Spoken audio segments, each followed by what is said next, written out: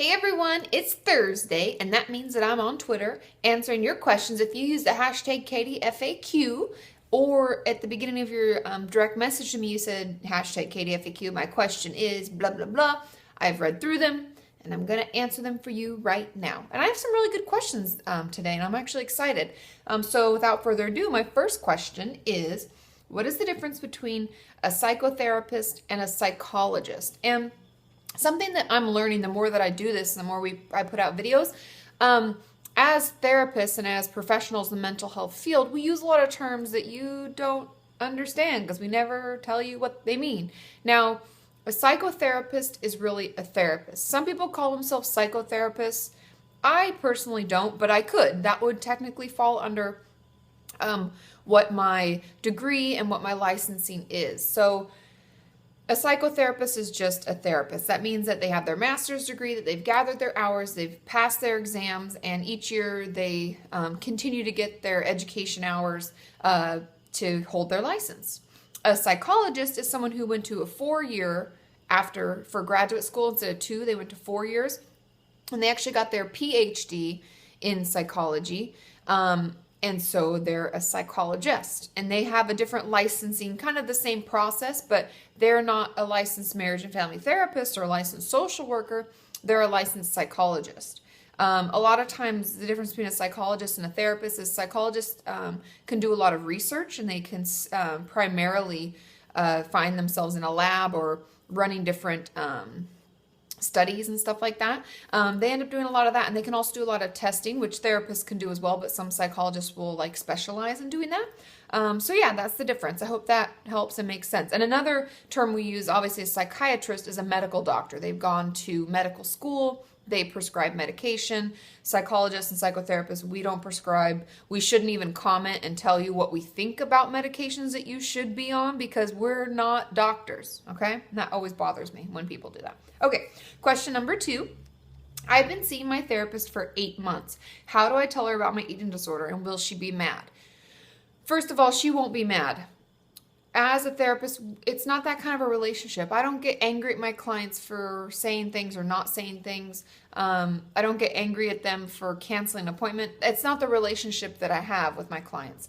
I will wonder why you didn't tell me, and I would probably ask you that. I'd say, I've been seeing you for a while and you haven't said anything. Can you tell me why that is? What were you nervous about? Or what were you worried I would do or say or stuff like that? So that would be how I would get into that conversation. The way that I would tell her about it is since it's your therapist and that's a relationship, I would say something. Let's say you're my client. I'd say, Katie, I know I've been seeing you for a while and I've just been really nervous to tell you this, but I honestly think I have an eating disorder. That's how I would say it. I know that it's like, oh my gosh, what's she going to think? But it's your therapist. We're there to support. We're there to seek to understand. Yes, she will ask questions, but more likely she'll want to know why you waited so long. And she'll also want to talk to you about your behavior so we can figure out what we're struggling with and what help we might need, like a dietitian or a checkup from your doctor, etc. So I promise we're not scary and we're just there to help and support, okay? And let me know how it goes. Question number 3. Is it true that self-harm is more common in girls? If so, why or why not? This is a great question, and truthfully, about 10 to 1, it is more common in women. I actually looked up the statistics in the UK and the States, and it was like 1,300 boys for every 24,000 girls. So it might even be more than just 10 to 1, but roughly it is more common in women. And that happens this is obviously just my opinion. This isn't anything that research shows. I guess research does show that it's more common for women to have eating disorders, and it's more common for women to have borderline personality disorder. And both of those disorders also tend to lead to self-harm and can also have self-harm.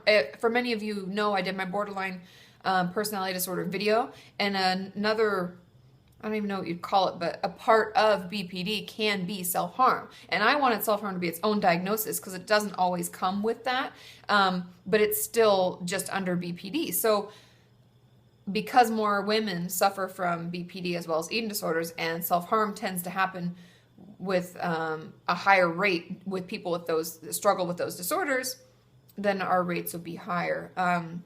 Also, more women tend to be depressed as well. But I always wonder, and this is just, now I'm just thinking out loud and I'm blabbing. I need to move on to the next question. But a lot of times women are more apt to talk about it. We're more apt to get help. Men, like I did that interview with Brad Feld, and he was saying a lot of people thought it'd be, I'd be seen as a weak guy and stuff. But a lot of his friends have since reached out and said, please don't tell anybody, but I also struggle with that. And it just shows you that our stats are probably way off. And it's probably more half and half, but since women tend to talk more and we tend to reach out for help, there's more statistics showing that we do struggle with it. I know that's not a cut and dried answer, but that's just my experience and the research that I've done. Okay. Question number 4, trauma and therapy. How do you know what you need to talk about, and how do you control your emotions when you're recounting the experiences? Also, is it normal to feel guilty talking about these things? What you need to talk about, let your therapist guide it. I would start by getting that Courage to Heal workbook. It's phenomenal, and I think it's really helpful for anybody who has had any kind of sexual trauma or just trauma in general. The way that it speaks to you as the reader and has you going through those worksheets and workbooks is so helpful and so amazing. But I would just bring it up that you've had something happen, that you haven't talked about it, and let the therapist guide you, because part of our training is knowing what questions to ask and when to ask them. And something that I would definitely work out with your therapist is rating your anxiety or your overwhelmed feeling on a scale of 1 to 10 and stopping when you get to like a 7 and just say, okay, that's enough for today. I'm at a 7. I don't want to feel so overwhelmed. Now, what was the other question? How do you control your emotions? Just that, taking breaks. I find it helps my clients to talk a little bit and then, okay, that's enough. Okay, let's talk about something easier. So what are your plans this weekend? Or, we change the subject and take breaks and then maybe come back to it. Maybe not that day, maybe next week. But taking those little breaks to kind of help ourselves calm down can really help us keep pushing forward, and grabbing that workbook, because that will really help. And is it normal to feel guilty talking about these things? Yes, it is, especially if we've been keeping the secret of someone who may still be in our family or maybe a friend of the family. We can oftentimes, because we haven't talked about it, that negative voice will say it's your fault, you brought it on, and it's telling us all these lies, right? But we've been believing them. And so now that we're finally reaching out for help, that guilt can kind of hang on. But know that it will go away and that it's not your fault. You did nothing to make this happen. We're not at fault at all. The person who did this to you, wow, that was like, blah, blah. The person who did this to you is at fault, okay? So please get help and please start talking about it. And I'll do more videos on that too, because I know that a lot of you struggle with that, okay? And the journal topic for today, and this is one of my favorite quotes. One of my friends, Jerry, and I doubt Jerry's watching this, but if he is, shout out to Jerry. He was one of my best guy buds at Pepperdine, and his dad had a quote that's similar to this. But I'm just going to share my quote and then I'll share Jerry's quote. So this quote says, "This is your life. This isn't the dress rehearsal. Don't wait to start it."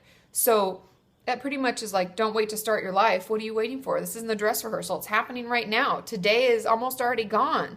And Jerry's dad's quote was, "This isn't the halftime show. This is the game. Like, you're in the game. It's already happening." And you can tell it's like a girl version versus a guy version, but that always really stuck with me. And I always thought, what am I waiting to do? Like, I really want to see so-and-so in concert. I really want to get tickets to Miranda Sings. She's coming to LA. What am I waiting for? Why don't I just buy them? What am I doing? Like, sometimes I want to go to Europe. I want to do this. Like, I understand financially we can be restrained, but what's to prevent us from putting a plan together, making it happen? So what are you waiting to do? And what's one thing that you can either do this week, or you can start the process and start the plan to make sure that you can do it, and share. Tweet them to me, send me pictures on Instagram. I love to hear what you guys are doing, and let me know how it's all going, because life is happening right now and I don't want any of us to miss it. I will see you all tomorrow. I'll be on Facebook because it'll be fun. I'll live Friday. So check me out tomorrow and I'll see you all then. Love you. Bye.